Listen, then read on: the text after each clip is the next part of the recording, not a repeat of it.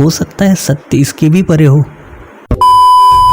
नमस्कार दोस्तों, स्वागत है आप सबका आज के हमारे पॉडकास्ट में। आज के हमारे पॉडकास्ट का टॉपिक है माया का सच। हाँ, सही सुना आपने, माया का सच। लेकिन आप जिस माया के बारे में सोच रहे हो ये उसके बारे में नहीं, ये मोह माया के बारे में। अगर आप स्पिरिचुअल पाथ में हो तो आपको ये समझना बहुत ज़रूरी है कि माया क्या है। जब तक आप माया क्या है ये कॉन्सेप्ट समझते नहीं तब तक आप स्पिरिचुअली ग्रो नहीं हो सकते। स्पिरिचुअली ग्रो होने के लिए हमको मटेरियलिस्टिक चीज़ों से डिटैच होना पड़ता है और इस जगह आपको माया को समझना बहुत ज़रूरी है।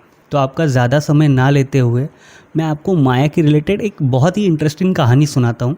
तो कहानी कुछ ऐसी है। एक दिन नारद जी विष्णु जी के पास पहुँच के उन्होंने विष्णु जी से सवाल पूछा, हे भगवान, आपने ये सृष्टि को रचा है, आप ही सब इसके भेद जानते हो। मेरा सिर्फ यही सवाल है कि मैंने कई वर्षों से सुना है ये सब मोह माया है, ये सब मोह माया है। ये मोह माया होती क्या है और इस माया का सच क्या है? आप जरा इस पे प्रकाश डालें तो मेरा अज्ञान दूर होगा। तो विष्णु जी हंसकर बोले, मैं आपको जरूर बताऊंगा कि माया क्या है, लेकिन उससे पहले आपको मेरा एक काम करना पड़ेगा। तो नारद मुनि बोले कि हाँ बताइए, मैं जरूर करूंगा। तो विष्णु जी ने नारद से कहा, आप भूलोक जाइए, वहाँ पे एक राजा कई वर्षों से मेरी पूजा कर रहा है और उन्हें अपनी पुत्री के लिए एक बहुत अच्छा वर चाहिए। तो मैं चाहता हूँ कि आप उनकी पुत्री से विवाह कर लीजिए और उनका राजपाट संभालिए। तो नारद मुनि जैसे ही नीचे जाते हैं और राजा को मिलते हैं और ये सब चीज़ें बताते हैं तो राजा अपनी पुत्री का विवाह उनके साथ कर देते हैं और साथ ही साथ अपना राजपाट भी उनको दे देते हैं। राजा की पुत्री बहुत ही सुंदर होती है और नारद मुनि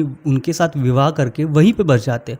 कुछ दिनों बाद नारद मुनि की संतानें हो जाती है, सब कुछ खुशहाली से चल रहा होता है और धीरे धीरे नारद मुनि को ये विस्मरण हो जाता है कि वो कहाँ से आए थे। ये भूलकर वो अपने संसार में जुट जाते हैं और कई दिन कई वर्ष ऐसे ही बीत जाते हैं और एक दिन उस राज्य में भयंकर बाढ़ आ जाती है और बाढ़ के पानी की वजह से सब कुछ बह जाता है। बहते बहते वो अपने आंखों से देखते हैं कि उस बाढ़ की वजह से उनका पूरा राजपाट बह गया है, उनके सारे परिवार बह चुका है और वो उस बाढ़ के पानी में अकेले ही हैं। तब उन्हें विष्णु जी की याद आती है और वो उनको पुकारने लगते हैं, हे भगवान मुझे बचाइए। और जैसे ही नारद मुनि डूबने लगते हैं वैसे ही अचानक उनको एक जोर का धक्का लगता है और नारद जी की आंखें खुलती है। नारद जी ने ये सब जर्नी जहाँ से शुरू की थी, नारद मुनि वहीं पे खड़े होते हैं। ये देख के नारद मुनि अचंभे में हो जाते कि ये हुआ क्या। और विष्णु जी हंस के बोलते हैं, यही माया है। कुछ समझे? हमें एक साइंटिफिक वे की वजह से एक आदत लग चुकी है कि जो हम देखते हैं, जो सुनते हैं, जो महसूस करते हैं वही सत्य है। हो सकता है सत्य इसके भी परे हो।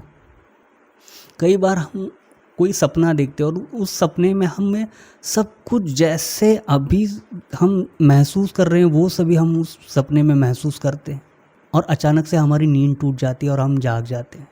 किसी दिन हो सकता है कि हम इस सपने से भी जाग जाएं। आपको क्या लगता है?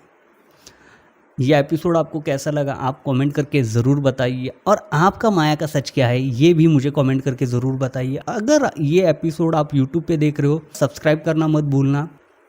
तो देखते रहिए और सुनते रहिए AK पॉडकास्ट। फिर मिलेंगे नई कहानी के साथ, नए कॉन्सेप्ट के साथ, नए टॉपिक के साथ। तब तक सुनते रहिए, देखते रहिए AK पॉडकास्ट।